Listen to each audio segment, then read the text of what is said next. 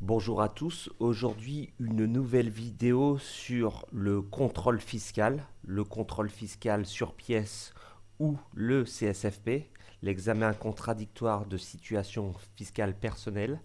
Et quelque chose qui est très méconnu, c'est une obligation qu'a l'administration fiscale en cas de redressement, c'est-à-dire qu'en cas de proposition et de rectification, c'est de vous transmettre tous les documents des tiers.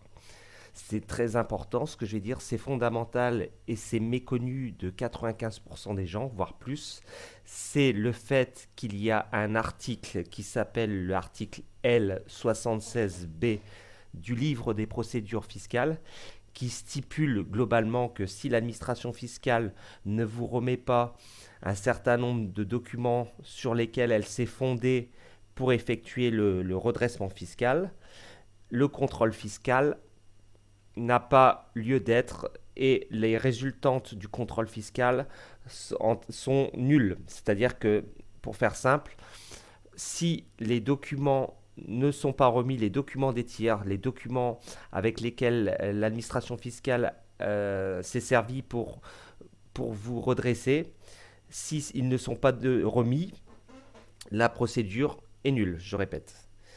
Mais attention, ceci correspond à un formalisme particulier. Ce n'est pas à l'administration fiscale de vous remettre les documents s'ils n'apparaissent pas dans la proposition de rectification, mais c'est à vous d'aller les demander. C'est fondamental. Pour faire simple, l'administration fiscale vous émet une proposition de rectification avec une somme associée correspondant à ce qu'elle a trouvé, ce qu'elle estime comme dû. Si il y a des documents, des tiers, des personnes qui ont été interrogées ou des documents bancaires sur lesquels elles se fondent et qui ne sont pas joints à la proposition de rectification, je répète, qui ne sont pas joints à la proposition de rectification, dans ce cas, si vous opposez à l'administration fiscale ce fait-là et qu'elle doit vous remettre les documents, il faut le demander expressément, l'administration fiscale est tenue de vous remettre les documents qui sont visés. Sinon, lorsqu'il y aura l'émission d'un avis de mise en recouvrement, à la fin du contrôle fiscal pour rendre exécutive la dette via un comptable public, donc qui va vous remettre cet AMR, cet avis de mise en recouvrement, la procédure est nulle. C'est un moyen, s'il y a une erreur de l'administration fiscale, de vous exonérer totalement des sommes qui sont requises, que ce soit des milliers d'euros, des dizaines de milliers d'euros ou des centaines de milliers d'euros. Donc c'est fondamental de connaître cet aspect-là. Cet aspect-là vous permet donc de vous débarrasser d'un contrôle fiscal facilement s'il y a une erreur de l'administration fiscale. La demande, comme je l'ai dit précédemment, doit intervenir avant la mise en recouvrement. Concrètement, on va prendre un exemple. L'administration fiscale vous redresse d'une somme de 8 000 euros pour des dividendes de bourse qui n'auraient pas été réclamés.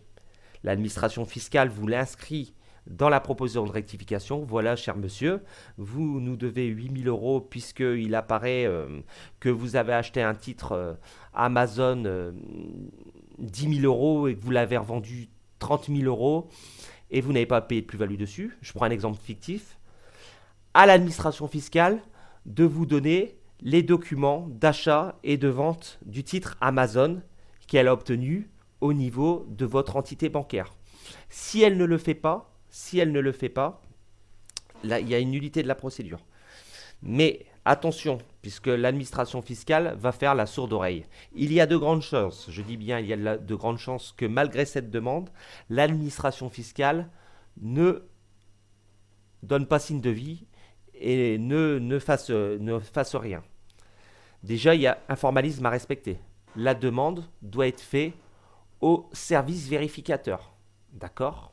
Elle peut être faite au service vérificateur ou alors au service du contrôle fiscal, qui est le service administratif qui globalise les contrôles fiscaux. Mais pour faire simple, vous pouvez le demander directement au service qui vous a contrôlé.